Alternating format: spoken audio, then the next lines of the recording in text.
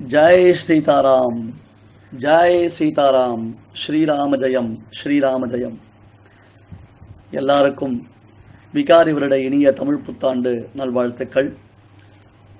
ஒரு 2 நிமிஷம் கொஞ்சம் பொறுமையா அடியேன் சொல்ற சில விஷயங்களை கூர்ந்து கவனிக்கணும்னு உங்க எல்லாரையும் நான் வேண்டி கேட்டுக்கொள்கிறேன்.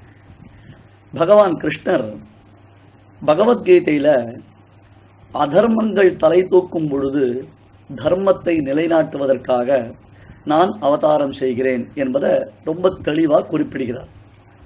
பகவான் தன்னுடைய அவதாரத்தை தான் எந்தெந்த சமயத்தில் பிறக்கப் போகிறேன்றத ரொம்ப தெளிவாக காண்பிக்கிறான்.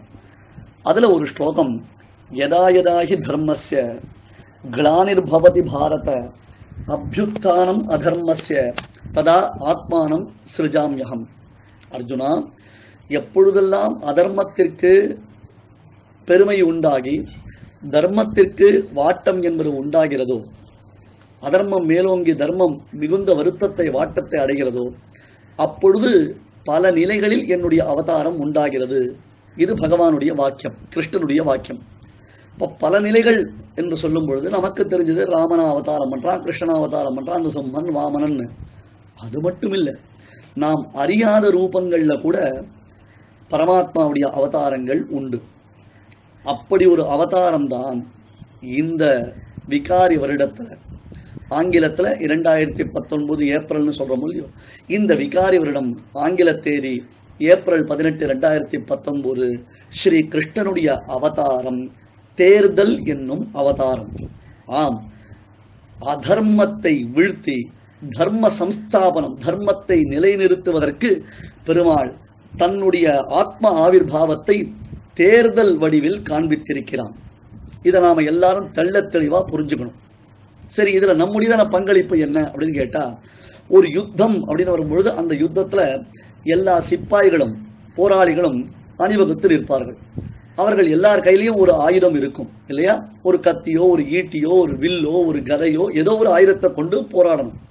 அந்த வகையில இப்ப இந்த பெருமாள் தலைமையேற்று நடத்தக்கூடியதான தர்ம யுத்தத்துல போராளிகளாக, சிப்பாய்களாக நாம் எல்லோரும் அவனாலே நியமிக்கப்பட்டிருக்கிறோம்.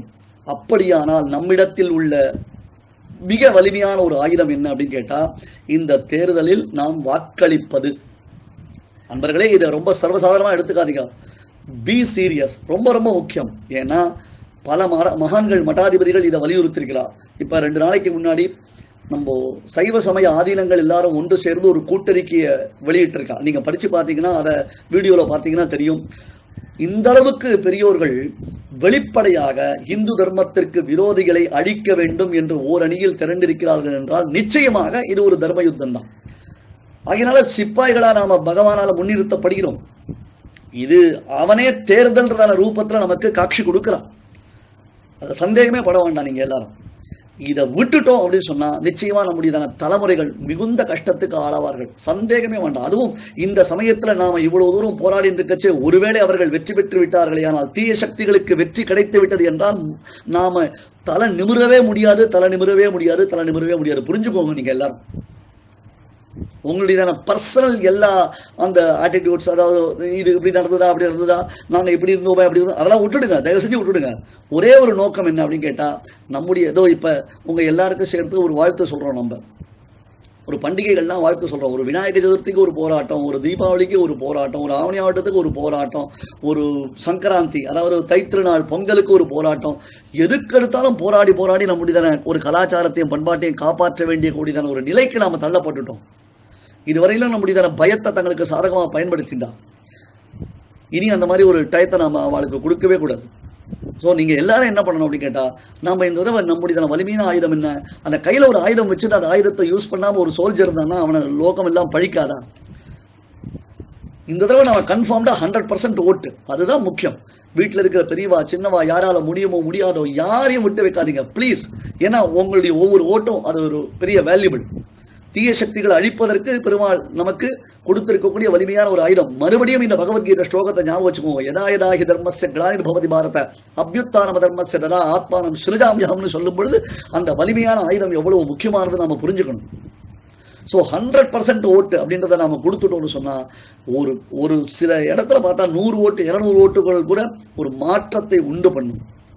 இது ஏமாற்றத்தை உண்டு பண்ண வேண்டும் தீய சக்திகளுக்கு.